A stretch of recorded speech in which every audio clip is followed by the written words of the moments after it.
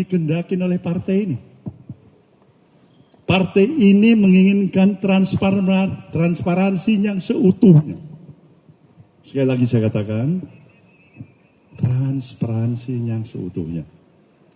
Periksa seluruh yang kemungkinan. Dari ujung kiri ke ujung kanan, dari barat timur, atas bawah, siapa saja yang terlibat.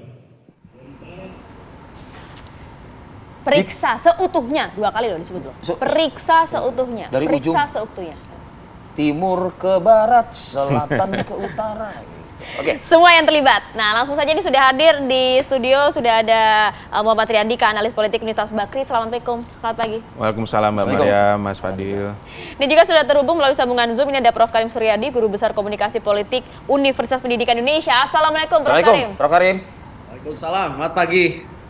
Selamat pagi, Prof. Saya izin mengawali dengan Prof dulu ya, Prof.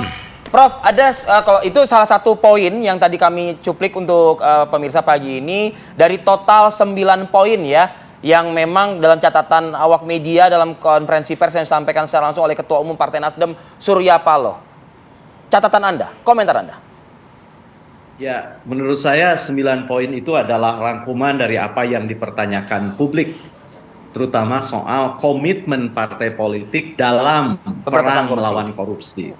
Ya, mengapa itu menjadi pertanyaan? Pertama, karena Nasdem adalah partai yang paling bersemangat menggelorakan anti korupsi. Dipraktikkan melalui politik tanpa mahar, meskipun 2 sekjennya terlibat korupsi dengan yang sekarang gitu ya.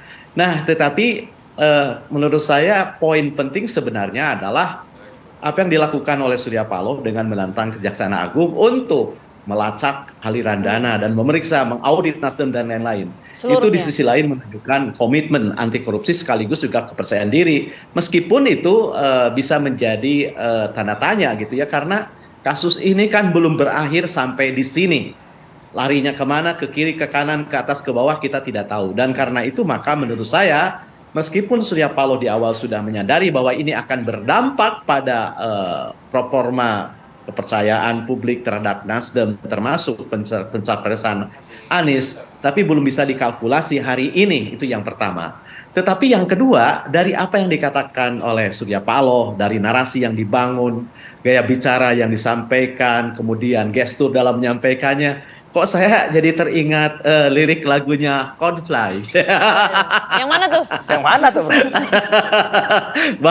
bahwa tetes air mata itu kan seperti air terjun yang jatuh gitu ya. Kau bisa menyakitiku dan kau bisa menyakitiku, tapi akan kukibarkan benderaku. Wah, ini luar biasa. Ngeri kali. Cocok banget gitu ya.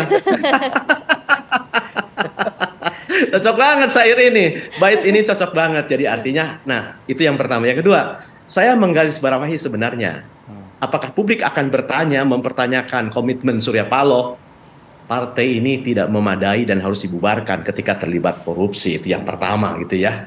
Yang kedua pertanyaannya adalah apakah ini akan berhenti pada Partai Nasdem atau pada partai-partai lain? Kenapa?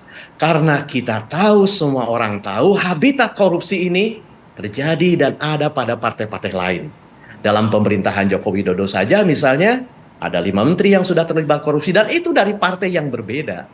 Nah, dengan kacamata yang setara dan egaliter, tanpa memilih partai manapun, kita berharap sebenarnya partai politik adalah entitas yang paling bersih dari korupsi. Kenapa?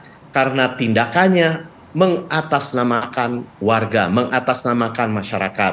Partai politik, politisi adalah entitas yang bertindak untuk dan atas nama masyarakat. Itu yang kedua. Kemudian catatan yang ketiga dari saya adalah bagaimana sebenarnya menumbuhkan preferensi anti korupsi. Bukan hanya dalam pembangunan partai politik, tetapi juga bagaimana preferensi anti korupsi itu terlihat dalam langkah-langkah yang diambil oleh partai politik, baik dalam mengajukan calon legislatif, dalam mengajukan calon presiden, dan dalam mengajukan berbagai pejabat publik dalam semua level, dalam semua lini. Itu ingin kita baca. Bukan hanya narasi, bukan hanya wacana yang dibangun, tetapi preferensi, artinya keberpihakan. Dan tindakan memilih jalan anti korupsi, bukan yang lain. Kita butuh tegas seperti itu sebenarnya.